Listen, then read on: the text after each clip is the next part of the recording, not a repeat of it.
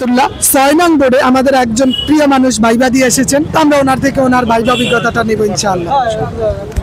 আসসালামু আলাইকুম রহমতুল্লাহ। আমি আব্দুল আলিম পিরোজপুর থেকে এসেছি। তো আমি যখন ভাইবা বোর্ডে ঢুকলাম, আমার কাছে মনে হয়েছে ভাইবা যিনি নিচ্ছে খুবই আন্তরিক ছিল। হুজুরের মুখে একটা মুচকি মুচকি হাসি ছিল, পাশাপাশি আমার একটা হাসি চলে আসছে। তো মনে হয়েছে আমার কাছে ওইখান থেকে আমার ভাইবাটা ভালো হবে। তো পরবর্তীতে জিজ্ঞেস করলো যে আপনি কত সালে এসএসসি পাস করেছেন, অর্থাৎ দাখিল পাস করেছেন। আমি বললাম পাশের সনটা। এরপর জিজ্ঞেস করলো যে আপনি কোন কোন সাবজেক্ট ছিল দশমে, তখন বললাম এরপর, অর্থাৎ এখানে উনি স্পেসিফিক জিজ্ঞেস করছে যে আরবি কোন কোন সাবজেক্ট ছিল। আমি বলার পরে উনি বললো তাহলে আপনার যে ফিকা বইটা ছিল, ফিকা বইটার নাম কি ছিল? ওই সময় আমি তৎক্ষণিক মনে করতে পারি নাই, পরে মনে হয়েছে।